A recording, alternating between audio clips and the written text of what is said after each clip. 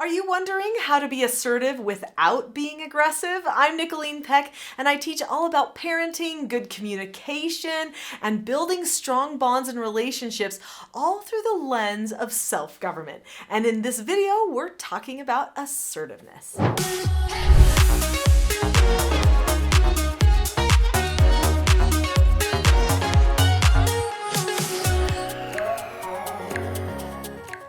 In this video, we're going to talk about the difference between aggressive and assertive and give you some things that you can do to be more assertive in your problem solving and your communication.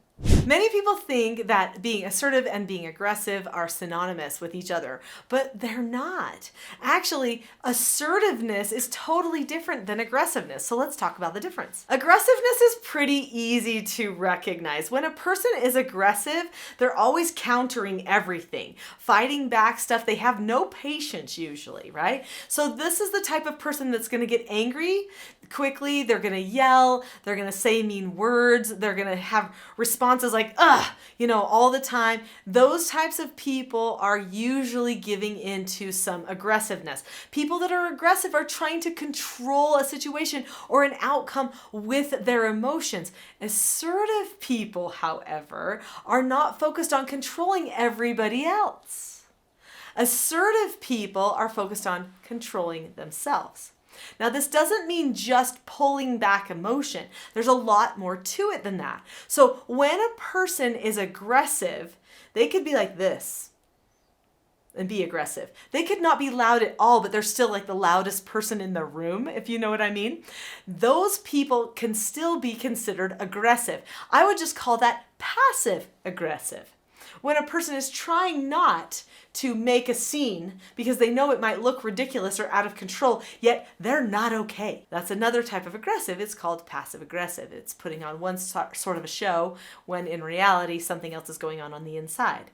So what does it look like or feel like when a person is assertive? What it looks like is a person who is confident, a person who has skills, a person who has a plan, a person who can communicate with other people, can listen to other people, will still stand for what's true and what's right. They're not going to be pushed around by anybody, but they're not going to fight somebody either because there's no merit in it, and they know that. When a person is assertive, they actually are usually following principle and not emotion, and that's the biggest difference between your aggressive person and your assertive person. Aggressive people follow emotion or how they feel in any given minute, where an assertive person follows their values and their principles, and they make a plan for how to do so that they are successful. We're going to talk about some skills and things that you can do to be more assertive, but before we do, click that subscribe button now. This channel has so many videos that will help you develop more assertiveness in all of your relationships, especially if you happen to be a parent. So click the subscribe button now. Okay, so how do we change? Let's say you've been aggressive, you don't like it. You don't want to be aggressive anymore. What do you need to do instead? Well, it starts with making a plan. You've got to decide what type of person you ought to be. And this is a plan that's worth writing down. So get out a piece of paper and write down who ought, that's O-U-G-H-T, ought I to be. What type of a person do I know I'm supposed to be on the inside? Whether it's happening or not does not matter right now. I want you to write that down. Are you supposed to be an understanding person? Are you supposed to be the type of person who listens to what other people have to say? Are you supposed to be the type of person who can express yourself in a meaningful way to other people? What is it that you want to be? Loving, caring, kind?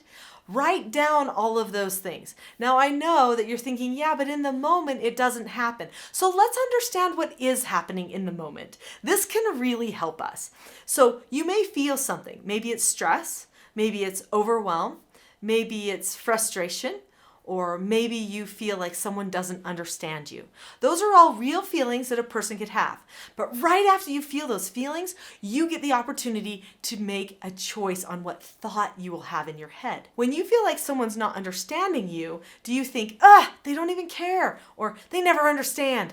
Those are the wrong thoughts. They are going to lead you toward aggressiveness every time. You're going to start to feel like you have to force the information into the other person because suddenly you feel like a victim. We have way too many victims in our society. We have a whole bunch of people identifying as victims right now when they're actually not victims. This is a big problem for our world. So we absolutely have to get a handle on the thoughts that are going on the inside. Maybe if somebody's not understanding you, you could think instead a thought like, this person might not have had this experience before. Maybe I can talk with them about it. Give yourself a hopeful thought, something that moves you in a forward direction, something that's going to bond you to a person instead of detach you from somebody. Usually, when we have thoughts that lead us toward uniting with someone, those are productive thoughts. When we have thoughts that pull us away from other people, usually, unless it's, getting away from abuse or something, usually those are non-productive thoughts. We've got to choose what we want to think and then take action based upon the productive thoughts. That can make all the difference for you. And it's just a small little thing that you do. You make a plan to analyze your own thoughts, give people the benefit of the doubt, and connect with them instead of detach from them. That's huge, and that is an assertive step. Another thing that we can do to be more assertive is have skills as part of our plan. So if you need to correct a person, have a skill for that. If you need to accept a no answer from somebody else, have a skill for that. There are 4 adult skills that I teach to parents so that they can prepare their children for success as an adult. And they start teaching these skills to their children when the children are very young. There are 4 basic skills. They are following instructions, accepting no answers and criticism, accepting consequences, and disagreeing appropriately. Do you know those skills? Because they're going to help you in your life.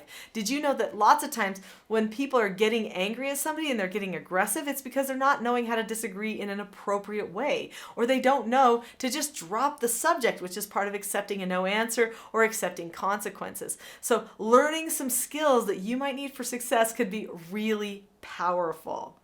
One of probably the most vital skills that I ever decided upon for myself was the skill for how to be calm when someone else isn't, how to help them get calm without losing my calmness at the same time. I'm a pretty fiery person. In fact, by nature, I would say I am more of that aggressive type of person. I'm very strong-willed. I like to make sure my point is understood. But there was a time when I realized it was ruining my relationships. It was really ruining my relationships with my parents. So when I was 14 years old, I took that strong will and I made myself a new skill. The skill was how to accept no answers. And then how to follow instructions was part of that too. I adopted those skills and my relationship with my parents changed.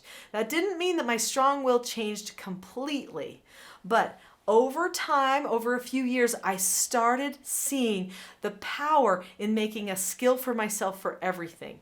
Well, by the time I got to be a treatment foster parent of troubled teens, I recognized that I was going to become unhinged if I did not have a skill for how to be calm when they were going completely out of control, because it was real irrational, sometimes wild, sometimes even dangerous stuff, because I was doing level 3 treatment care in my home. So I had to learn how to keep myself calm. I had to create certain thoughts in my head, certain actions. I had to determine what the triggers were in my body that showed me I was soon not going to be calm. I had to plan all of that stuff out so that I could choose calmness in the moment. It took some practice. Any time that you go from aggressiveness to assertiveness, it's going to take some practice. So be patient with yourself as you make that shift. But you absolutely can have a skill that will help you process situations completely differently. So I want to share some of my skills with you. I have a Calm Parenting Toolkit, and I want to give it to you for free. In the description below this video, there is a link in the top of the description that says teachselfgov.com/toolkit. If you go to that Calm Parenting Toolkit through that link, you can have the Calm Parenting Toolkit for free. So click on the link now so that you can get some of my secrets to calmness, to help you be more assertive in your relationship and in your life. You will be so much happier. There's freedom on the other side. I promise you, aggressiveness always leads to bondage, but assertiveness leads to freedom and good relationships. So click on the link to the Calm Parenting Toolkit now.